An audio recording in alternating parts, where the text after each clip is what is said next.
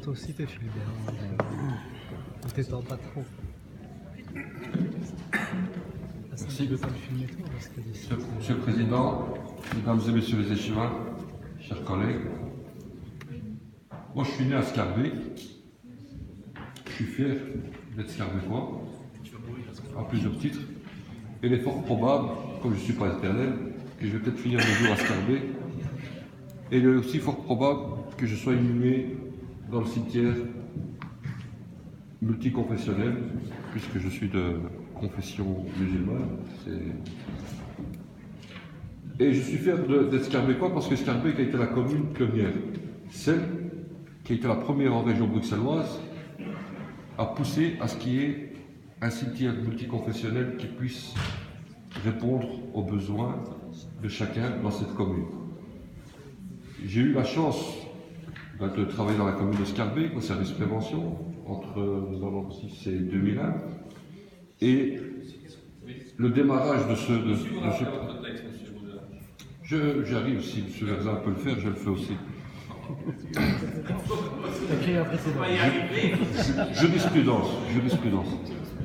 Jurisprudence. On va y arriver, ne vous inquiétez pas. C'est ce que le plus sévère à venir. Voilà. Pour monsieur Bouchard. Vous êtes quelqu'un d'ouvert, monsieur. Et donc, comme la plupart d'entre vous, je ne suis pas le seul conseil communal, je pense que vous tous ici avez été sollicités, interpellés par de nombreux citoyens scarbeckois et même non scarbeckois, de tous bords, de toute tradition, de toute confession, qui sont véritablement en émoi face à l'installation de ce grillage.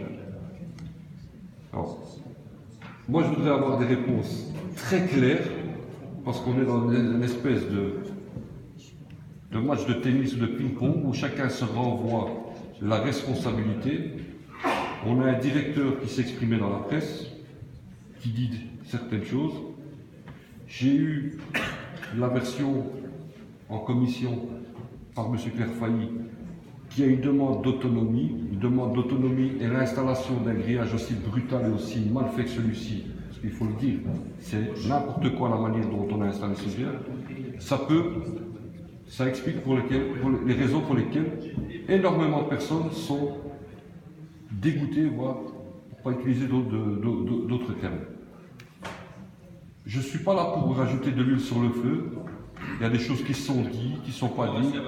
Je ne suis pas là pour rajouter de l'huile sur le feu. On vit une période délicate, tout le monde est à fleur de peau. La moindre polémique est sujet à des débats passionnels et non plus rationnels. Alors je voudrais qu'on soit dans un débat rationnel. Qui a véritablement pris la décision d'installer ces grillages? Maintenant, pourquoi quel est l'architecte qui a fait ça? Parce qu'il mérite d'aller en tôle. Pourquoi? Qu'est-ce qui pousse aujourd'hui sans qu'il y ait une consultation préalable, sans qu'il y ait une discussion qui mêle à ce que tout le monde s'y retrouve? Et là, personne ne s'y retrouve. Non, ça n'a pas terminé. Non, je termine. Ouais, pas de souci. J'ai jamais lu une question. Monsieur Clairfailly, on l'a rentré en dernière minute, lundi. Ça fait partie de la vie politique. Vous nous avez demandé de voter. laissez-le finir, monsieur. On a été sympa avec vous. Vous nous demandez de voter des points en urgence. Vous modifiez l'ordre du jour du conseil communal. On est sympa. Je modifie. Ça vous gêne tellement? Eh bien alors laissez-moi terminer. Je termine, je conclue.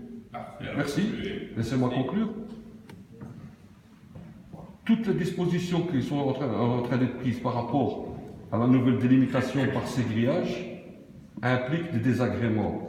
Les transports en commun vous arrêtent à 1,3 km. L'entrée que vous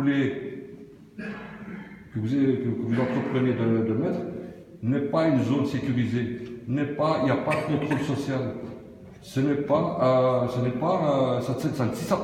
s'apprête pas du tout à recevoir des personnes de manière digne, surtout lorsqu'on veut se recueillir. Donc, moi, je vous demande de revenir en arrière, de proposer d'autres solutions, de retirer ce grillage si c'est possible de le retirer, et nous proposer des solutions beaucoup plus dignes qui respectent l'ensemble des revendications. Merci.